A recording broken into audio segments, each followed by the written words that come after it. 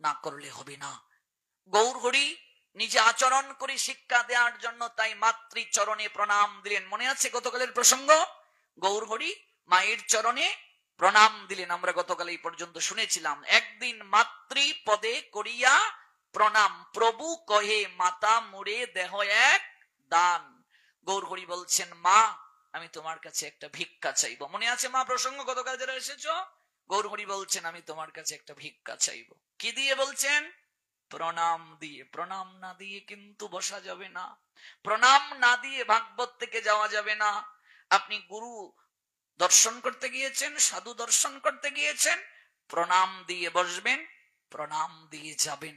প্রণাম কিভাবে দেবেন আমরা গতকাল জেনেছি, তার সঙ্গে আরেকটু সংযোগ করি তাহলে সম্পূর্ণ জানা হবে। আমরা গতকাল জেনেছিলাম বাবাজিরা প্রণাম দেবে কিভাবে?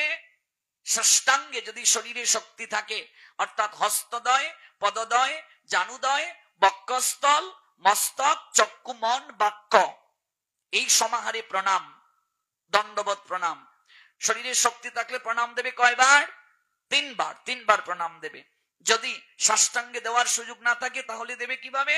পঞ্চাঙ্গে। পঞ্চাঙ্গেও যদি দেওয়ার সুযোগ না থাকে তাহলে করজোড়ে। এটা আমরা বাবাজিদের ক্ষেত্রে পেলাম, কিন্তু মায়েদের ক্ষেত্রে কি? মায়েরা কখনো লম্বা হয়ে প্রণাম দেবে না। কেন দেবে না? মায়েদের স্তন কখনো ধরণী স্পর্শ করবে না। ব্রাহ্মণস্য গুদম শঙ্ক শালিগ্রামম চ পুস্তকম বসুন্ধরা নসহিতে কামিনী কুচ্ছমর্ধন। একটু সংশোধন করিয়ে দেই, অপরাধ নেবে না। কার কার পশ্চাৎ ভাগ ভূমি স্পর্শ করে না?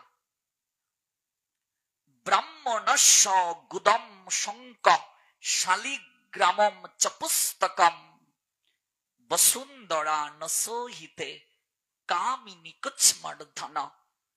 ব্রাহ্মণের পশ্চাৎ অংশ, গুরু বৈষ্ণব ব্রাহ্মণ যদি কারো গৃহে যান, আসন ব্যতীত কখনো তাকে বসতে দিতে নেই। এমন কি এই যে আমরা হরিকথা শ্রবণ করছি, আমরা তো ফ্লোরে বসে পড়েছি, কিন্তু নিয়ম মনে রাখবে, ভূমির উপরে আসন পেতে ভক্তদেরকে বসার সুযোগ করে দিতে হবে। হয়তো এই তারিখে আপনারা এইভাবে বসেছেন, কিন্তু পরবর্তীতে কমিটির উচিত আসনের ব্যবস্থা রাখা, অর্থাৎ বিভিন্ন চট কিংবা আসন পেতে দেবেন যখন আবার কোনো অনুষ্ঠান হবে। আসন ব্যতীত কখনো ভূমিতে কেউ বসে হরিকথা শুনবে না। আসন ব্যতীত প্রসাদ পেতে নেই। আসন ব্যতীত কখনো সন্ধ্যা আহ্নিক করা যাবে না। আসন ব্যতীত কখনো গুরু বৈষ্ণবকে কারো গৃহে গেলে বসতে দেয়া যাবে না। যদি বসে তাহলে কি হবে? বলছেন লক্ষ্মী বিরাট ভাজন হবেন। বসুন্ধরা নসহিতে, ধরণী মা সহ্য করতে পারেন না কোন সাধু বৈষ্ণব যখন আসন ব্যতীত সরাসরি ভূমিতে বসে। এই জন্য যখন উদ্ধব মহারাজ গিয়েছিলেন ব্রজে সংবাদ নিয়ে, তখন ব্রজ গোপিকারা একটা আসন দিয়ে উদ্ধবকে বলছেন বসো। গোপিকাদের সামনে উদ্ধব আসনে বসবেন, সাহস পাচ্ছেন না। গোবিন্দের প্রতি এত প্রীতি, এত ভক্তি দেখেছেন ব্রজ গোপিকাদের। আবার গোপিকারা আদেশ করেছেন, আদেশ লঙ্ঘন করলে অপরাধ হবে, তাই কিছুটা অংশ আসনে বসলেন আর কিছুটা অংশ ধুলাতে বসলেন, যেন ব্রজের ধুলা তার একটু অঙ্গে লাগে। কিন্তু তিনি আসনকে অমর্যাদা করলেন না। এই জন্য আসন ব্যতীত বসে প্রসাদ পাবেন। আজকাল দেখবে চেয়ার টেবিলে বসে আমরা খাই, কিন্তু এটা কখনো উচিত নয়। এটা আমাদের শাস্ত্রীয় সংস্কৃতি না। কেউ যদি নিচে বসতে না পারে তার কথা আলাদা, কারণ বয়স হয়ে গেলে আমরা অনেক সময় নিচে বসতে পারি না, তখন আমরা চেয়ার টেবিলে বসে খাই। কিন্তু যাদের শক্তি আছে তারা এরকম আসন করে বসে পাবে। আসন করে বসে যদি কেউ প্রসাদ পায় কিংবা খাবার গ্রহণ করে, এটার একটা বিশেষ করে চিকিৎসা শাস্ত্র এটার একটা বিশেষ সুবিধার কথা বলছেন। আমাদের যে ঋষিগণ আসন করে বসার কথা বলছেন, এটার পিছনে তত্ত্ব আছে। মনে রাখবে, হরিকথা দাঁড়িয়ে যদি কেউ শ্রবণ করে যতটা না কৃপা পাবে, আসন করে বসে যদি শ্রবণ করে তার থেকে অধিক কৃপা প্রাপ্ত হবে। আসন না করলে মনের মাঝে স্থিরতা আসে না। আসন করে সকল কিছু আমরা করি। আচ্ছা, পুজো যদি কেউ করে, ঠাকুরদা আসনে বসেন কিনা? আপনি আহ্নিক করবেন, প্রার্থনা করবেন, দাঁড়িয়ে করবেন না বসে করবেন? আসন করে না বসলে মনের মাঝে স্থিরতা আসে না। আজকাল আমরা কেউ বসতে চাই না, সবাই ব্যস্ত, সবাই ব্যস্ত, কেউ বসতে চাই না। কিন্তু না বসলে যে হবে না গো বাবা। যদি শান্তি পেতে চাও, শান্ত হয়ে বসো। আজকাল দেখবে, আমরা দেখলেই বুঝতে পারি, বাড়িতে যে অভ্যাস হয় না। আমাদের বয়সী ইয়াং যারা দেখবে 1 ঘন্টা বসতে পারে না, এমন করছে। কেন করছে? বাড়িতে অভ্যাস করে নাই, কোনোদিন বসে না ঠাকুর ঘরে। যদি কেউ 3 বেলা ঠাকুর ঘরে প্রার্থনা করতে বসে, 3, 15, 45 মিনিট তাকে বসতে হবে। যদি 1 ঘন্টা করেও প্রতিদিন বাড়িতে কেউ অভ্যাস করে আসন করে, সে কখনো ভাগবত পাঠে এসে এমন করবে না। তার মানে অভ্যাস বাড়িতে করে নাই সে। এখন বসো না, এখন বসতে পারো না, 10 বছর পর তো আর ইচ্ছে করলেও বসতে পারবে না। কারণ বয়স হয়ে গেলে আমরা ইচ্ছে করলেও আসনে বসতে পারবো না। আসন ব্যতীত মনের স্থিরতা আসে না। আসন ব্যতীত হরিকথা শুনতে নেই, আসন ব্যতীত প্রসাদ পেতে নেই, আসন ব্যতীত গুরু বৈষ্ণবকে বসতে দিতে নেই, আসন ব্যতীত প্রার্থনা করতে নেই। আর কি? গুদাম শঙ্খ শালিগ্রামম চ পুস্তকম। শঙ্খকে কখনো মাটিতে রাখতে নেই। শঙ্খ আমরা রাখি ত্রিপদীতে, রাখি কিনা? ত্রিপদী নিশ্চয়ই চেনেন। আর কি বলছেন? শালিগ্রামম চ পুস্তকম, শালগ্রাম শিলা কখনো আসন ব্যতীত রাখতে নেই। অর্থাৎ ভগবানকে কখনো আসন ব্যতীত কোথাও বসাতে নেই। এখানে শালগ্রাম মানে ভগবান, ভগবানকে কখনো আসন ব্যতীত বসাতে নেই। প্রত্যেকেরই গৃহে ভগবানের একটা আসন আছে কি নেই? যদিও বহু জায়গায় দেখা যায় আমাদের বিশাল বিশাল বাসা, নিজেদের জন্য এলাহি রুম আছে, ভগবানের জন্য একটা কবুতরের বাক্স। বহু জায়গায় আমরা দেখি সাবান যে রাখা হয় যে বাক্সে, কোন কোন জায়গায় ভগবানের জন্য এতটুকু একটা বাক্স। আমি এক জায়গায় পাঠে গেলাম, নাম বলছি না, 5 তলার উপরে ভগবানের আসন। গৃহকর্তা আমায় বলছেন, বাবা একটু ভগবানকে প্রণাম দেবে না? নিশ্চয়ই। ঠাকুরঘর কোথায়? গৃহকর্তা কোন ক্রমে আমায় নিয়ে এরকম করে করে 5 তলার উপরে উঠলেন। প্রণাম দিলাম, বললাম বাবা আপনি কি প্রতিদিন ভগবান দর্শন করেন, প্রণাম দেন? উনি বলছেন এই 5 মাসে উঠলাম। বললাম বাবা 5 মাসে আপনি ভগবানকে প্রণাম দিলেন, ভগবান দর্শন করলেন, তাহলে ভগবানের সঙ্গে আপনার সম্পর্কটা নিকটের না দূরের? আপনি 5 মাসে ভগবানকে দেখতে এলেন, তো ভগবান আপনার থেকে দূরে না কাছে? এই জন্য ভগবানের আসনটা কোথায় হবে? যখনই ঘর তৈরি করবে, বাড়ি তৈরি করবে, সর্বপ্রথম চিন্তা করতে হবে আমার ভগবানের আসন কোথায় হবে, যেন ঘরে ঢুকেই ভগবান দর্শন হয়। দুর্ভাগ্য হিন্দুরা বাথরুম টয়লেটটা যত উন্নত করে, তাদের ঠাকুরঘর তত উন্নত না। লজ্জা হওয়া উচিত আমাদের। বাথরুম টয়লেট টাইলস দ্বারা যত উন্নত করে, ঠাকুরঘর তত উন্নত না। এখানে বুকে হাত দিয়ে বলুন, কয়জন ভগবানের ঘরে গিয়ে প্রতিদিন বসি, 5টা মিনিট বসি? আমার মনে হয় এখানে আমরা যারা এসেছি 90% লুকিয়ে গিয়ে প্রার্থনার সময় প্রতিদিন বসে না ঠাকুর ঘরে। সাধুরা দেখলেই বুঝতে পারে, বসে না। কি করে কৃপা হবে? কি করে কৃপা হবে? 3 বেলা প্রার্থনা করার যে বিধান, প্রার্থনার যে সময়, প্রার্থনার যে নিয়ম, বসতে হয়, নিয়ম করে বসতে হয়, আমরা 99% সনাতনী হিন্দু নিয়ম পালন করছি না। সকালবেলা প্রার্থনার সময় কখন? সূর্য উদয়ের আগের 24 মিনিট, সূর্য উদয়ের পরের 24 মিনিট, এই 48 মিনিটের মাঝে আপনাকে সকালবেলার প্রার্থনা করতে হবে। গুরুদেব যে বীজ মন্ত্র দিয়েছেন এটা ধ্যান করতে হবে। এই সময়ের বাহিরে বীজ যদি আপনি ধ্যান করেন, আপনি বীজ মন্ত্রের যথাযথ কৃপা পাবেন না। আমার তো মনে হয় আমরা অনেকেই নিয়মটা পালন করতে পারছি না। যেমন ধার্মিক মুসলমানদের দেখবেন মসজিদে আজান হলেই তারা নামাজ পড়তে যায়, একটা সময় আছে, সময়ের বাহিরে গেলে হবে না। আমাদেরও সময় আছে, সময়ের বাহিরে গেলে হবে না।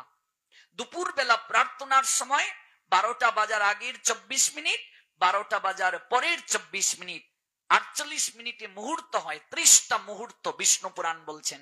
এই 48 মিনিটের মাঝে আপনাকে দুপুর বেলার প্রার্থনা সারতে হবে। গুরুদেব যে আপনাকে বীজ দিলেন, এই বীজ আপনাকে ধ্যান করতে হবে। এবার আপনি ব্যবসায়ী, ব্যবসা প্রতিষ্ঠানে থাকুন, তাতে সমস্যা নেই। সময় হয়ে গেছে, 5 মিনিট ব্যবসা বন্ধ, সঙ্গে সঙ্গে মন্ত্র স্নানটা নিলেন করে যে অবস্থাতে আছেন, স্নানের পরিবেশ নাই, তাতে কি অপবিত্র পবিত্র বা সর্বাবস্থান গত পিবা ইয়াসমরের পুণ্ডরিকাক্ষং সবাজ্যবন্তর সূচি। মন্ত্র স্নান করে যে অবস্থায় আছেন আপনি, আপনার ব্যবসা প্রতিষ্ঠানে আপনাকে প্রার্থনা সেরে নিতে হবে,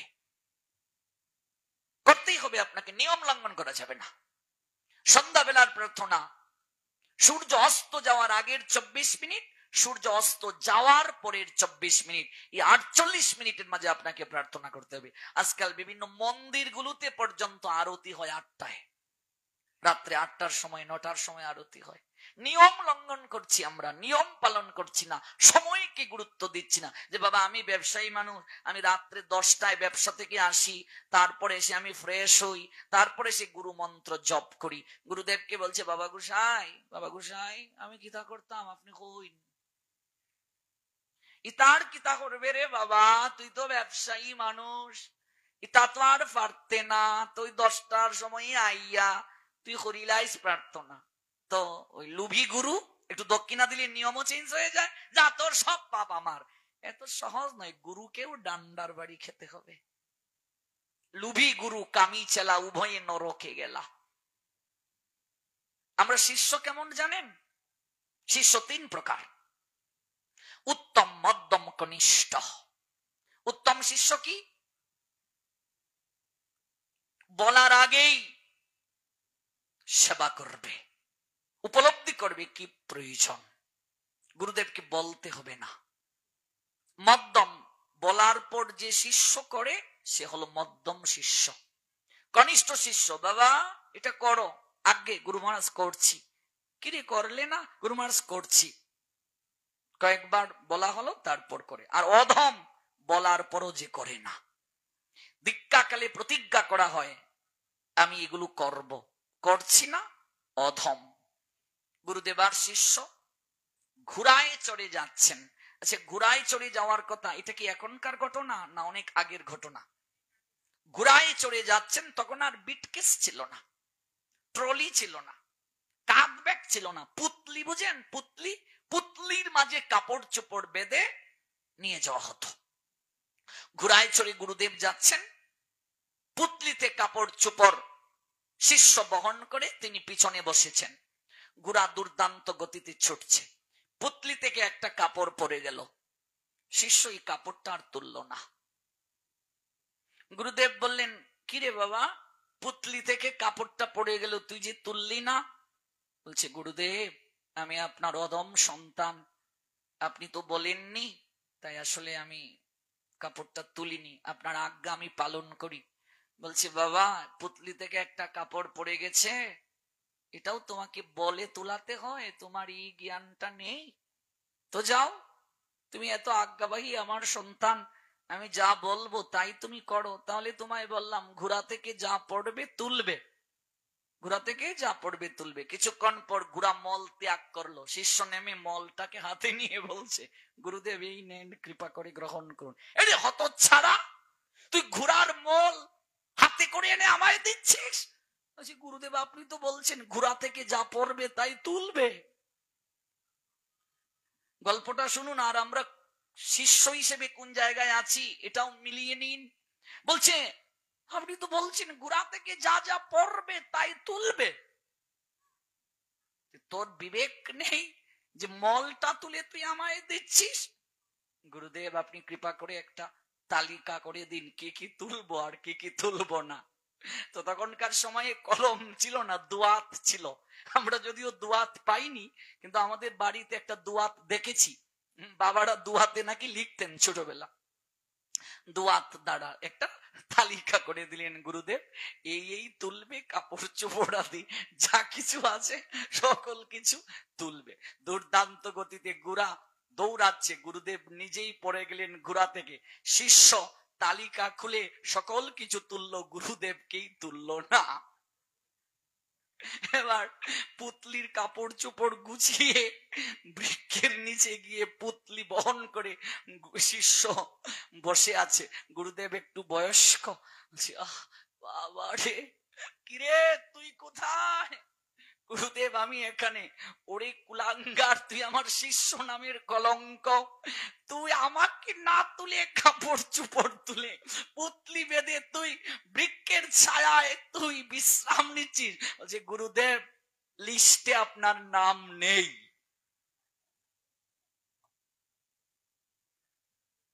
আমরা কোন পর্যায়ের শিষ্য ভাবুন।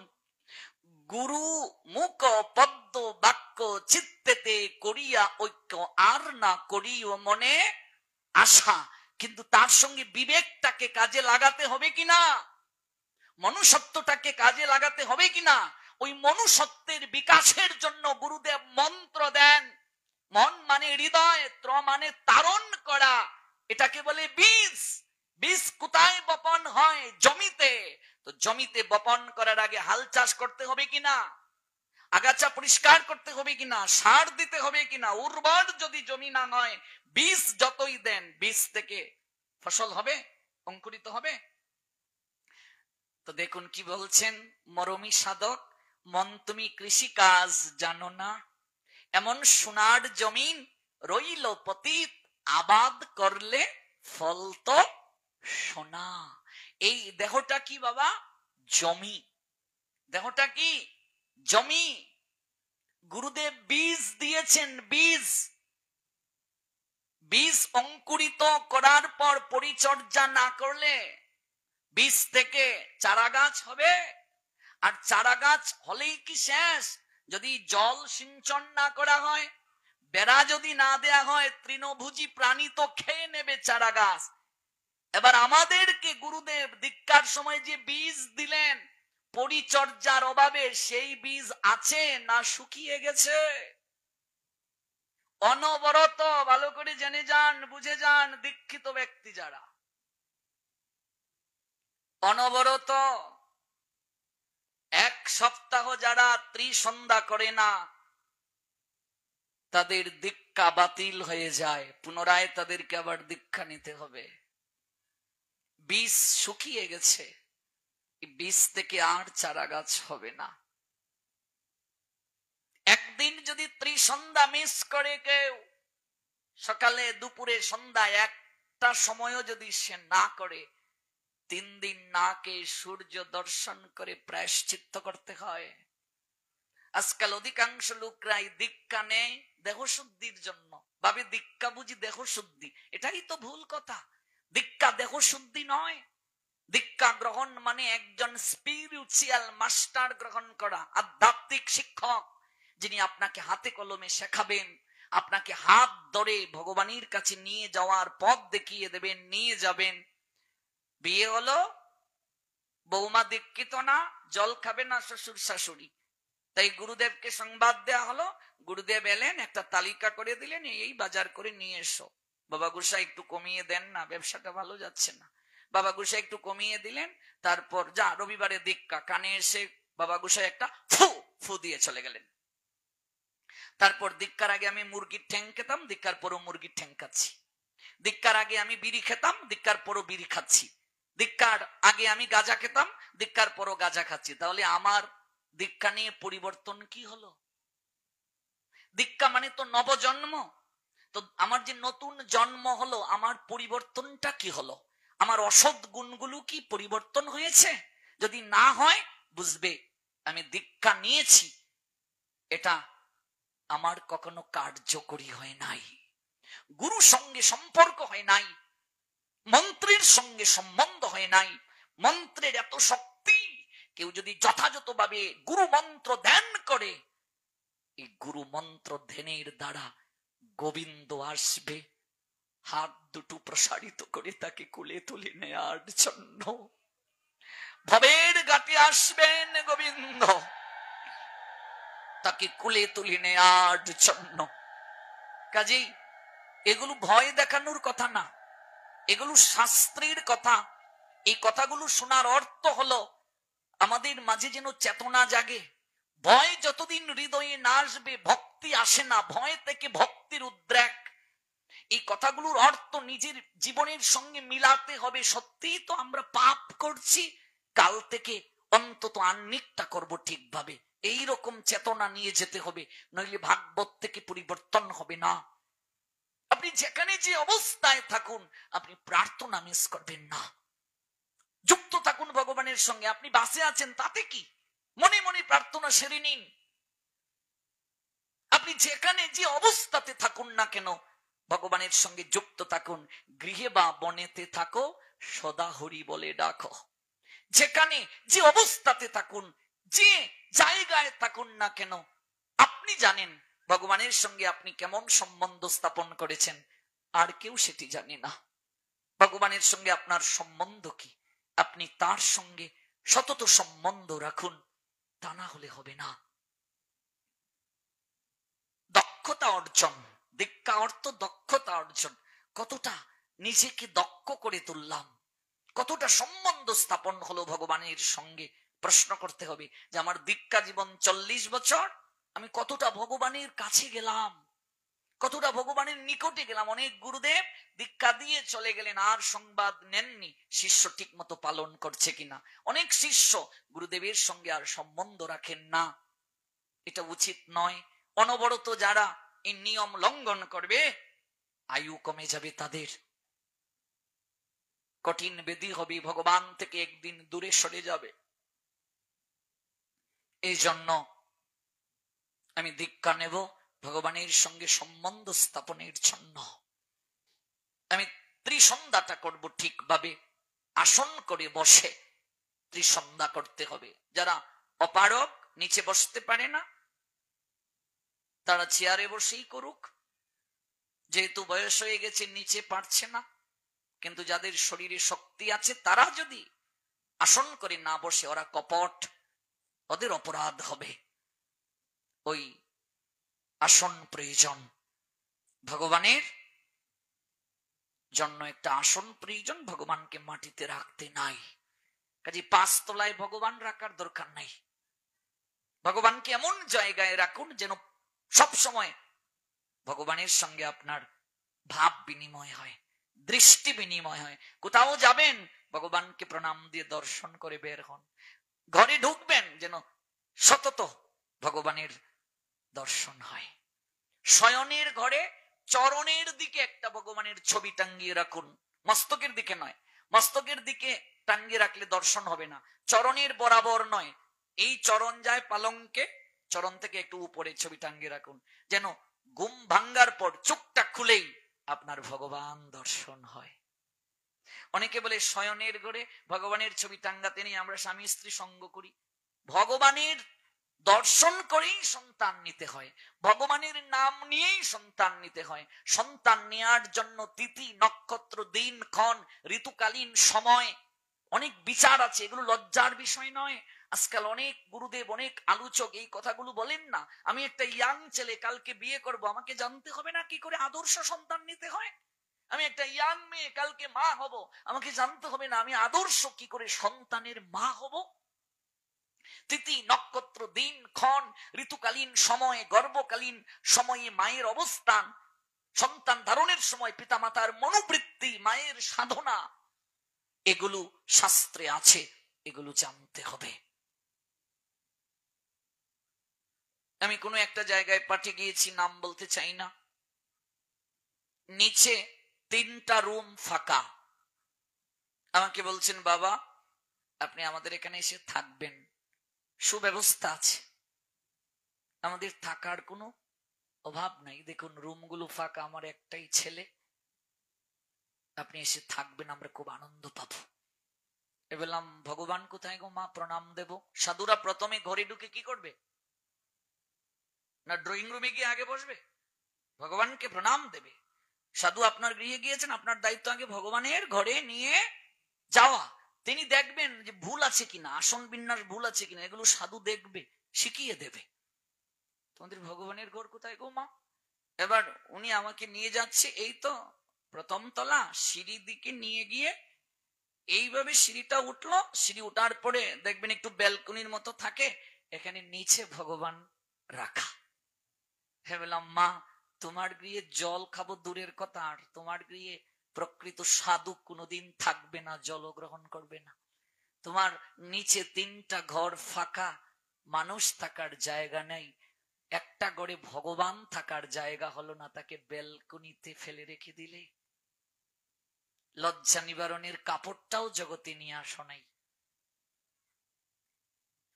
শুয়ের অগ্রভাগে যতটা মাটি ধরে নিয়ে আসো নাই। ল্যাংটা এসেছিলে, ল্যাংটা যাবে। কৃপা করে সবকিছু ভগবান দিয়েছেন, আর তার থাকার জায়গা নাই। দুর্ভাগ্য আমাদের জীবনে। এজন্য নতুন বাড়ি যারা তৈরি করবে, আজকে প্রতিজ্ঞা করে যাও, আগে ভগবানের জন্য একটা সুন্দর ঘর হবে। গৌর প্রেমানন্দে, আগে আমার ঠাকুরের জায়গা, তারপর আমার জায়গা। মানুষ আগে নিজের থাকার জায়গা ব্যবস্থা করে। এই জন্য এই জগৎ সংসারে মানুষ দুঃখ পায়। এই জন্য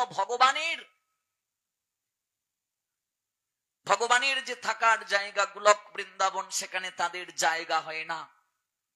এই জগতে যারা ভগবানের জায়গার ব্যবস্থা করে না, তাদের জন্য ওইখানে কোনোদিন জায়গা থাকতে পারে না। এই জন্য মনে রাখবে, ভগবানের জন্য যারা ভূমি দান করে, ভগবানের জন্য যারা ঘর বানিয়ে দেয়, মন্দিরে মন্দির বানিয়ে দেয়, তাদের জন্য ভগবান নিজের হাতে গোলক বৃন্দাবনে থাকার ব্যবস্থা করে রাখেন।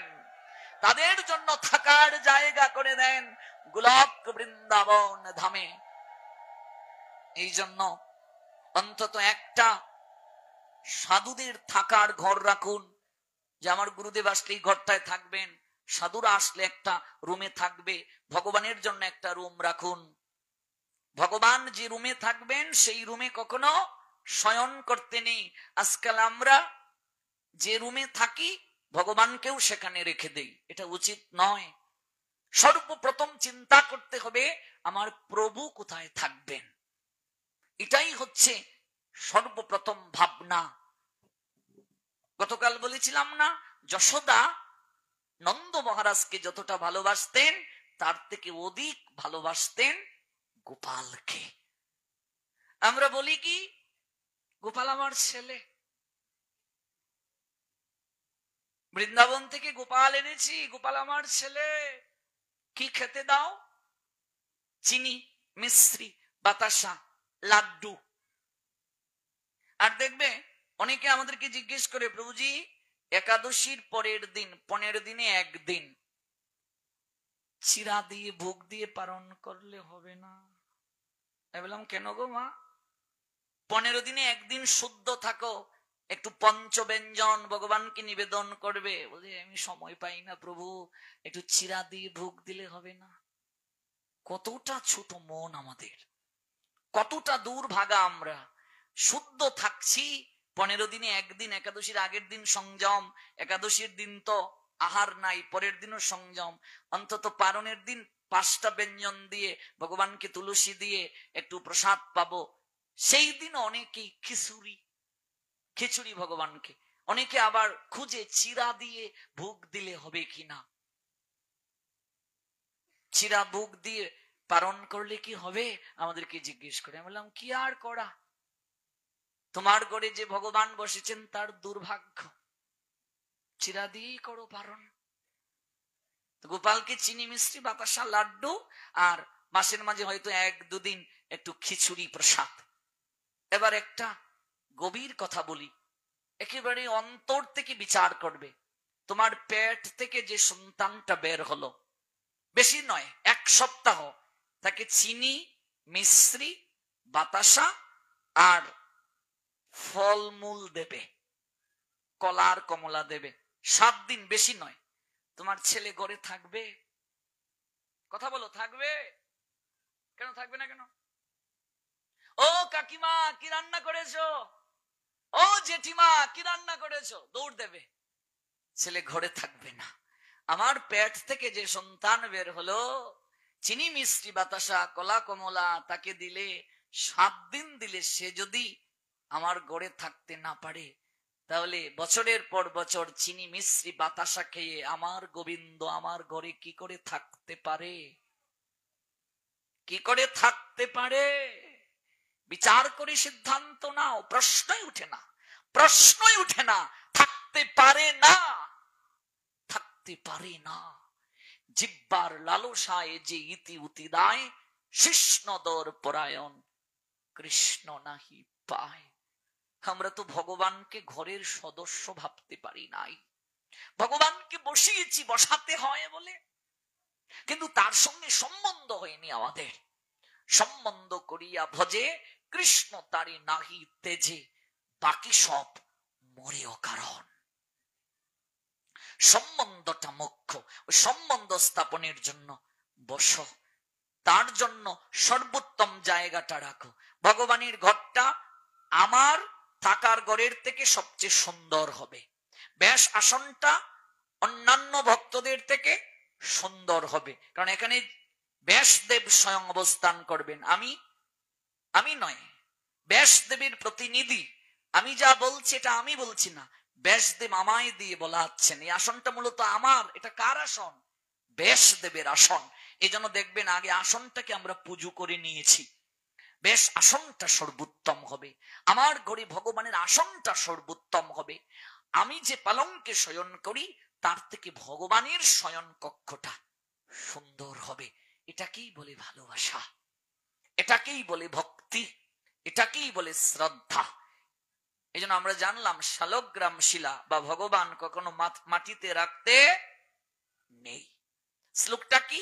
ব্রাহ্মণস্য গুদম শঙ্ক শালিগ্রামম চ পুস্তকম বসুন্ধরা ন সহিতে কামিনী কুচ্ছমর্দন। আর হলো পুস্তক কিংবা গ্রন্থ কখনো মাটিতে রেখে পড়তে নেই। এই যে আমরা গ্রন্থ মাটিতে রেখেছি না আসনে রেখেছি? আসনে। বাড়িতে যখন আপনি পড়াশোনাও করবেন বাচ্চাদেরকে, কখনো বই মাটিতে নিয়ে বাচ্চাদেরকে পড়াবেন না, আসনে, জল চৌকিতে, টেবিলে ইত্যাদিতে রেখে পড়াতে হয়। বসুন্ধরা সহ্য করতে পারেন না। আর কি সহ্য করতে পারেন না? কামিনী কুচ্ছমর্দন। কুচ্ছমর্দন হলো স্তন। মায়েদের স্তন কখনো বসুন্ধরা সহ্য করতে পারেন না। এই জন্য মায়েরা কখনো লম্বা হয়ে প্রণাম দেবে না, মায়েরা দেবী পঞ্চাঙ্গে প্রণাম। আর এক হাতে কখনো প্রণাম দেয়া যাবে না, এটা আমরা গতকাল জেনেছি। জন্ম প্রবৃত্তি ইয়াত কিঞ্চিত পুমান বই ধর্ম মাছরে সর্বং তন্নিষ্ফলং ইয়াতি একহস্ত অভিবাদনাৎ। যদি কেউ কাজের অজুহাত দিয়ে অলসতার বশবর্তী হয়ে এমন করে প্রণাম দেয়, তাহলে সেই ব্যক্তির কি হবে? জন্মার্জিত যত পুণ্য আছে নষ্ট হয়ে যাবে। আর ভগবান বিষ্ণু বলছেন সেই ব্যক্তিকে আমি পঙ্গু করে জগতে আবার জন্ম দেব। এবার দেখুন কি বলছেন স্কন্দ পুরাণ। রেণুমণ্ডিত গাত্রস্য কণা দেহে ভবতি ইয়াত তাবৎ বর্ষ সহস্রাণী বিষ্ণু লোকে মহিয়তে। প্রণাম দেওয়ার সময়, ভগবান শ্রীহরিকে প্রণাম দেওয়ার সময় আপনার শরীরে যতগুলো ধূলিকণা স্পর্শ হবে, ভালো করে বুঝুন মা, প্রণাম দেওয়ার সময় শরীরের মাঝে যতগুলো ধূলিকণা স্পর্শ হবে, স্কন্দ পুরাণ বললেন তত সহস্র বৎসর আপনি ভগবানের ধামে বাস করবেন। নিতাই গৌর সীতানাথ প্রেমানন্দে হরি বল। কতটা কতটা মাহাত্ম্য দেখুন।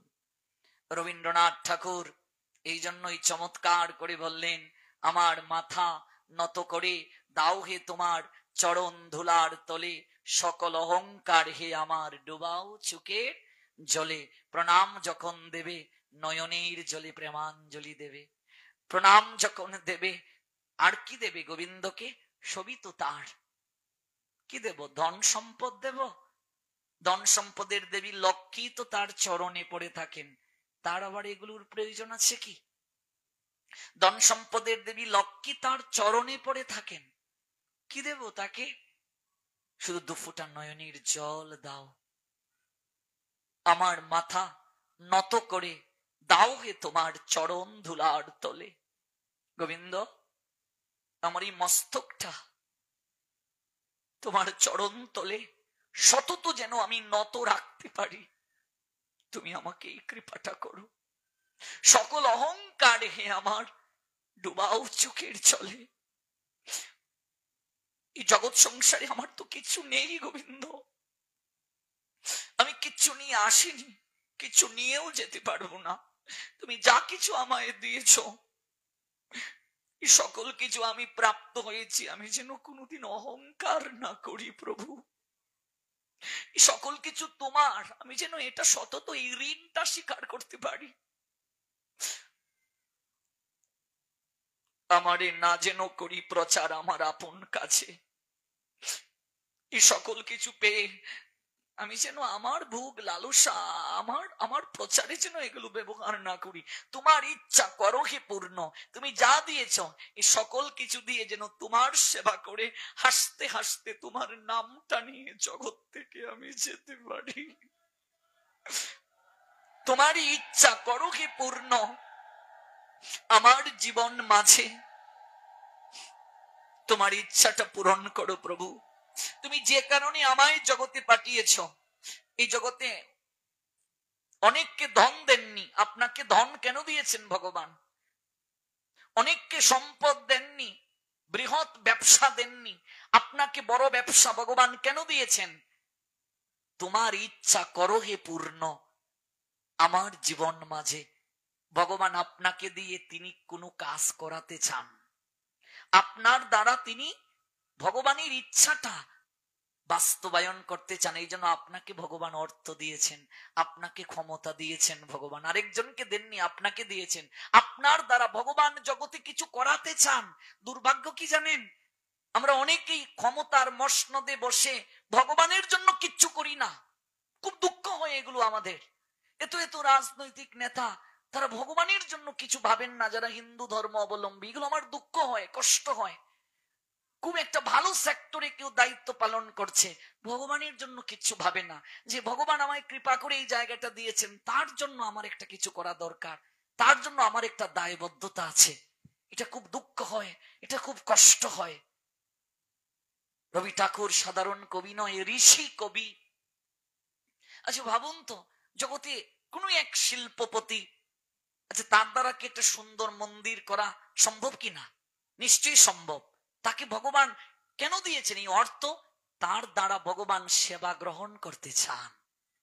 আমাকে দেননি, আমার পূর্বজন্মে পুণ্য নাই, আপনার আছে, আপনাকে দিয়েছেন, তাই ভগবান আপনার দ্বারা তিনি কিছু করতে চান জগতে।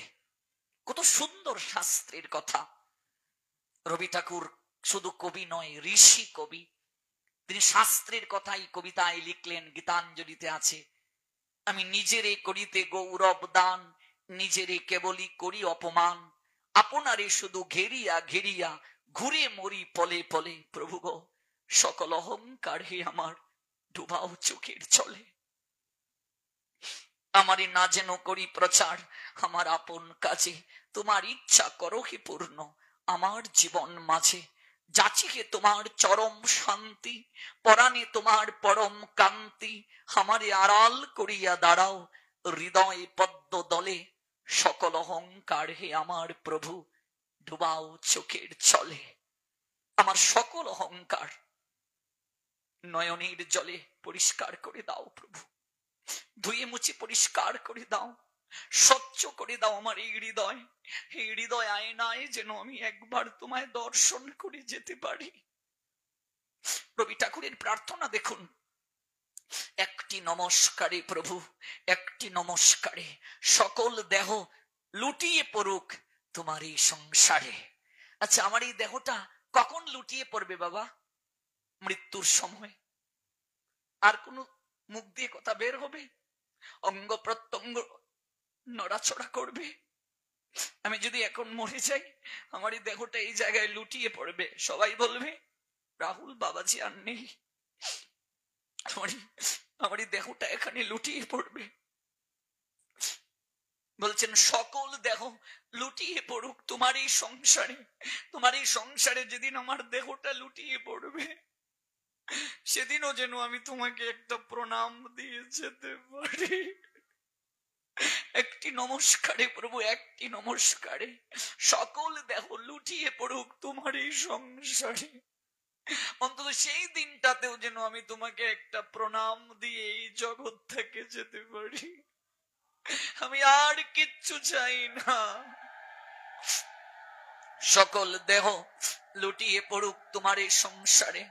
ঘন শ্রাবণ মেঘের মতো রসের ভারে নম্র নত একটি নমস্কারে প্রভু, একটি নমস্কারে সমস্ত মন পড়িয়া থাক তব ভবন দ্বারে। শ্রাবণে যেমন বরিশন হয়, আমার চোখ থেকে এমন করে যেন জলের ধারা তোমার নামে সতত বইতে পারে। নানা সুরের আকুল ধারা মিলিয়ে দিয়ে আত্মহারা একটি নমস্কারে প্রভু, একটি নমস্কারে সমস্ত গান সমাপ্ত হোক নীরব পারাবারে। এই যে তুমি যে গান গাওয়ার জন্য আমার বাক শক্তি দিলে, আমার বদন দিলে, আমার চলার শক্তি দিলে, আমার প্রাণ শক্তি দিলে, ওই সকল গান একদিন নীরব হয়ে যাবে। সেই দিনটাতেও যেন অন্তত তোমাকে একটা প্রণাম দিয়ে আমি যেতে পারি। হংস যেমন মানস যাত্রী, তেমনি সারা দিবস রাত্রি একটি নমস্কারে প্রভু, একটি নমস্কারে সমস্ত প্রাণ উড়ে চলুক মহামরণ পারে। রবীন্দ্রনাথ এত কিছু লিখলেন, কিন্তু শেষ কালে, শেষ জীবনে গিয়ে তার মাঝে এই চেতনা জাগলো, একদিন তো আমায় মরতে হবে। তাই তিনি বললেন, মরণ রে তুহু মম শ্যাম সম। হে মৃত্যু, একমাত্র তুমি অমল সত্য, জগতে বাকি সকল কিছু মিথ্যা, একমাত্র তুমি পরম সত্য, মৃত্যুই পরম সত্য। পরীক্ষিত আর কেউ নয়, পরীক্ষা দিয়ে উত্তীর্ণ যিনি হন তিনি পরীক্ষিত। এই জগৎটা পরীক্ষা ক্ষেত্র, আপনি আমি পরীক্ষার্থী। যেদিন পরীক্ষায় উত্তীর্ণ হব সেদিন আমরা পরীক্ষিত। তক্ষক নামক সর্প তো ধেয়ে আসছে দংশন করার জন্য। তক্ষক আর কেউ নয়, মৃত্যুই হলো তক্ষক। মৃত্যু নামক তক্ষক আমাদের পিছনে আসছে কিনা আমরা পরীক্ষিত। মৃত্যু নামক তক্ষক আসছে দংশন করার জন্য। আমাদের উচিত কি? পরীক্ষিত যেমন জন্মেজয়ের কাছে, পুত্রের কাছে সকল কিছু সমর্পণ করে, রাজ বসন ভূষণ ত্যাগ করে, কাঙ্গালের বেশ ধারণ করে, কুশাসনটা হাতে নিয়ে গঙ্গার তীরে শুকদেবের চরণে গিয়ে বসে কেঁদে কেঁদে বলেছিলেন, আমার জীবন প্রতিবার 7 দিন জ্বলবে, এই 7 দিনে কেমন করে আমার ভগবান দর্শন হবে, তুমি আমায় বলে দাও। আমরাও যেদিন এমন করে সকল কিছু তেজিয়া কাঙ্গালের মনোবৃত্তি নিয়ে শুকদেবের যিনি প্রতিনিধি তার চরণে প্রণাম দিয়ে এই ভাগবত কথা অমৃত শ্রবণে বসব, সেদিনই আমার জীবন ধন্য হবে, সেদিনেই ধন্য হবে জীবন, তার আগে নয়, তার আগে নয়। তাই সমস্ত প্রাণ উড়ে চলুক মহামরণ পারে প্রভু গো।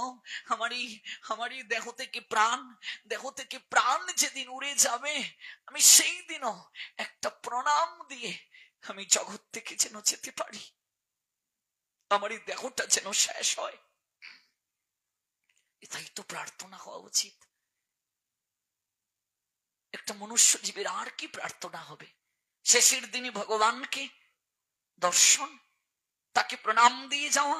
হরিদাস ঠাকুর কি প্রার্থনা করেছিলেন মহাপ্রভুর কাছে? হরিদাস ঠাকুরের শেষের জীবনের প্রার্থনাটা কি? হরিদাস ঠাকুর 3 লক্ষ হরিনাম করতেন, জপ সংখ্যা সম্পূর্ণ না করে জল গ্রহণ করতেন না। বয়স যখন অনেক হয়ে গেল, শুয়ে শুয়ে হরিনাম করছেন, বসে আর 3 লক্ষ করতে পারেন না। এই দিনটা আমাদেরও হবে কিনা? যৌবন কি চিরকাল থাকবে রে মা? মহাপ্রভু তাই গোবিন্দ দাস তার প্রিয় ভক্ত, তাকে দায়িত্ব দিয়েছিলেন প্রতিদিন হরিদাসের জন্য মহাপ্রসাদ নিয়ে যাবে গোবিন্দ তুমি। আপনি যেদিন থেকে সকল কিছু ভগবানকে সমর্পণ করে দেবেন, আপনার আর চিন্তা বলে জগতে কিছু থাকবে না। আপনার সকল দায়িত্ব ভগবান সেদিন গ্রহণ করে নেবেন। অনন্য চিন্তয়ন্ত মাম যে জনা পর্যুপাসতে তেষাং নিত্যা অভিযুক্তানাম যোগক্ষেমম বহাম্যহম। তাই গৌর হরির চিন্তা, আমার হরিদাস কি প্রসাদ পাবে? 3 লক্ষ হরিনাম যদি করে, ও তো ভিক্ষায় যাওয়ার সময় পাবে না। তাই গোবিন্দ, আমার হরিদাসের জন্য প্রতিদিন তুমি প্রসাদ নিয়ে যাবে। গোবিন্দ প্রতিদিন প্রসাদ নিয়ে যান। হরিদাসের জীবন তখন অবসান। মারে, সূর্য পূর্ব গগন থেকে প্রতিদিন পশ্চিম গগনে যায় কিনা? আমাদের জীবন রবিও এইভাবে যায় রে। ভোর, সকাল, দুপুর, বিকেল, সন্ধ্যা, রাত। আমাদের জীবনটাও তেমন। শৈশব, কৈশোর, যৌবন, বার্ধক্য, মুমূর্ষু। রাত মানে মৃত্যু। হরিদাসের জীবন অবসান। বসে হরিনাম করতে পারেন না, শুয়ে আছেন। তাই শুয়ে গোবিন্দ দাস নিয়ে গিয়েছেন প্রসাদ। গিয়ে দেখছেন শুয়ে শুয়ে হরিনাম করছেন। হরিদাস, তোমার জন্য প্রসাদ নিয়ে এসেছি, ভোজন করো। হরিদাস ঠাকুর বললেন, আমার যে নাম সংখ্যা পূর্ণ হয়নি, সংখ্যা সংকীর্তন পূরণ না হলে আমি কি করে প্রসাদ গ্রহণ করব? আবার মনে মনে ভাবছেন, মহাপ্রসাদ এনেছেন, অবমাননাও তো করতে পারি না। তাই প্রণাম দিয়ে প্রসাদকে বন্দনা করে এক ক্রঞ্চ মুখে পুরে দিলেন। কাঁদতে কাঁদতে বলেন, গোবিন্দ, আমার মন বড় উচাটন, মনটা বড় বেকুল। আমার মন বড় কাঁদে আমার মহাপ্রভুর জন্য। তুমি একটি বার গিয়ে বলি, ও প্রভু যেন শীঘ্র আমার কুটিরে এসে দর্শন দেন, আমি যেন প্রাণ ভরে তাকে একটা প্রণাম নিবেদন করতে পারি। তুমি গিয়ে বলি আমার মহাপ্রভুর কাছে, আমার প্রাণ বড় উচাটন।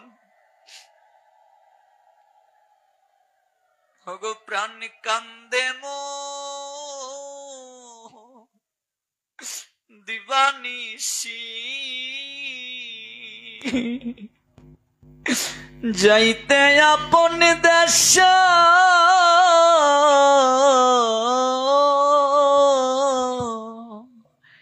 এটা আমাদের দেশ নয়, আমরা প্রবাস জীবনে আছি। ওগো প্রাণ কান্দে মোর দিবানিশি গুরু গো,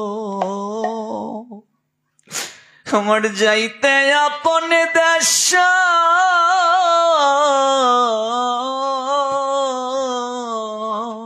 ও প্রাণ কান্দে মোর দিবানিশি গুরু গো, যাইতে আপন দেশে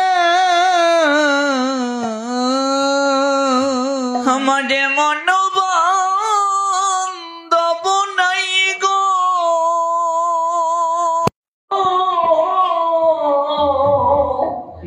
আমায় ডাক দিয়া জিজ্ঞাসিবে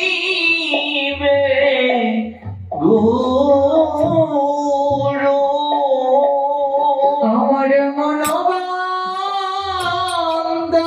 নাই গো,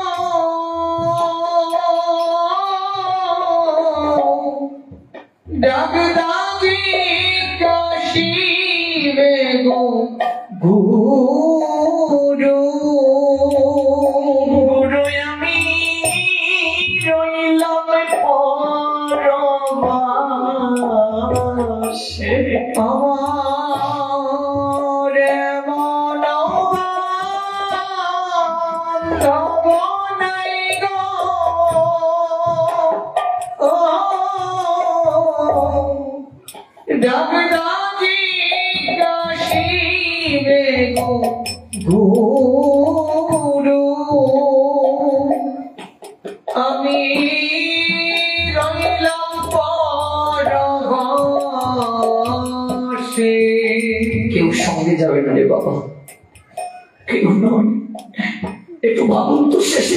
একটা কথা, আত্মীয় স্বজন পরিবার পরিজন ঘিরে থাকবে সেদিন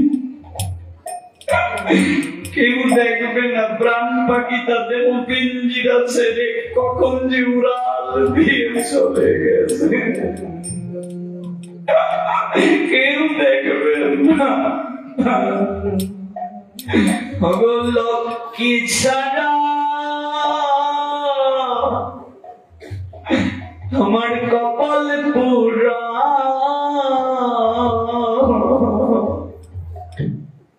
আমায় কেউ না ভালোবাসে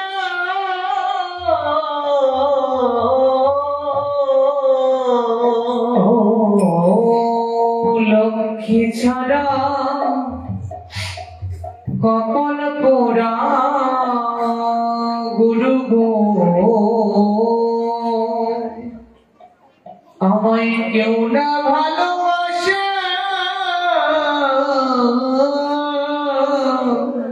লক্ষ্মী ছাড়া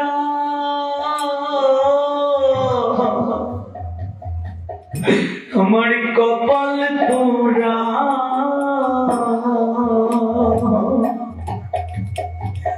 এইভাবে আমার কেউ না ভালোবাসা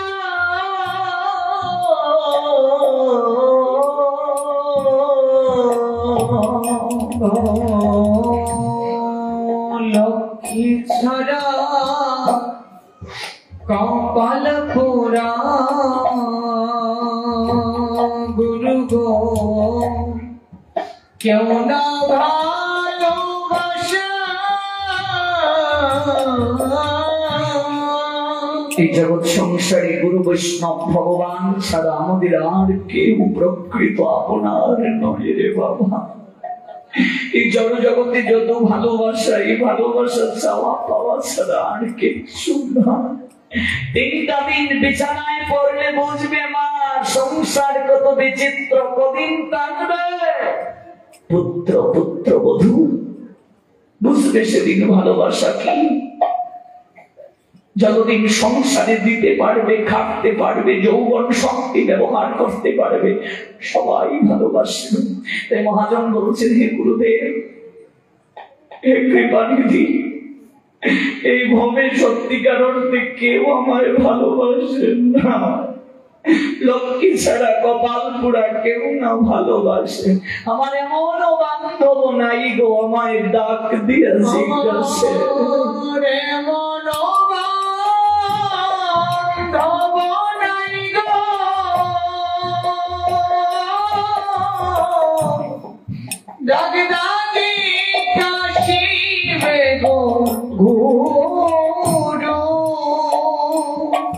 আমি রইলাম পরবাসে গুরু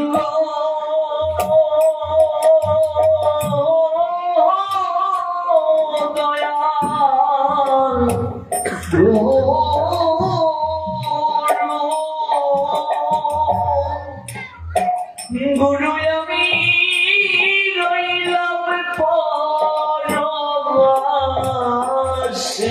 গুরু গো দয়া গুরু আমি রইলাম পরবাসে। গোবিন্দ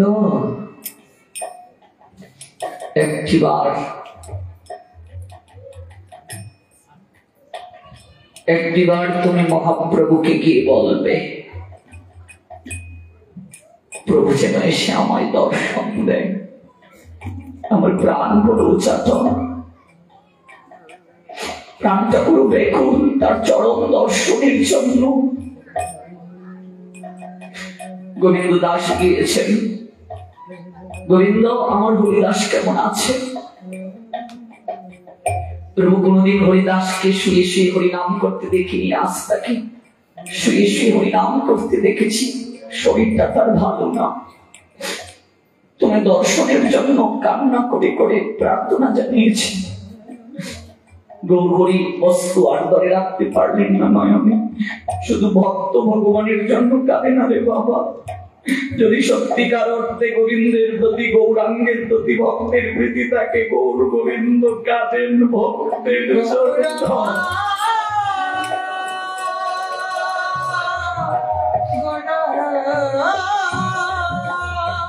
স্নান সেরে পরদিন প্রাতকালে গৌর হরি চড়ছেন। হরিদাস,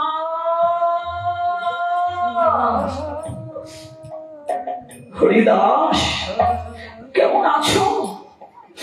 কেমন আছো হরিদাস? প্রভু, প্রভু এলে। চরণে লুটিয়ে পড়ে প্রণাম দিয়ে বলছে, প্রভু শরীর ভালো আছে, মনটা ভালো নেই। আমি আর আগের মতো হরিনাম করতে পারিনি, আমার জপ সংখ্যা পূর্ণ হয় না প্রভু। ভজন করতে না পারলে সাধক কাঁদে, আর আমরা একটু ভোগ করতে না পারলে, একদিন আহার করতে না পারলে আমাদের মন খারাপ হয়, আমরা কাঁদি। আর সাধক ভজন করতে না পারলে কাঁদে, আমাদের শরীর অসুস্থ হলে কাঁদি। সাধকের শরীর অসুস্থ, তাতে তার দুঃখ নেই, তার দুঃখ আমি আর হরিনাম করতে পারি না আগের মতো। গৌরহরি বলেন, বয়স তো হয়েছে তোমার অনেক, আর 3 লক্ষ হরিনাম করতে হবে না, তুমি সিদ্ধ হয়ে গেছো, একটু কমিয়ে দাও, কমিয়ে দাও। হরিদাস বললেন, প্রভু এই নামের আশ্রয় যেদিন নিয়েছিলাম, সেদিন তুমি আমাকে ম্লেচ্ছ থেকে বিপ্রের শ্রাদ্ধে শ্রেষ্ঠ আসন দিয়ে সম্মানিত করেছিলে। প্রসাদে থালাটা আমায় দেওয়া হয়েছিল, নবদ্বীপে কোনো ব্রাহ্মণকে দেওয়া হয়নি।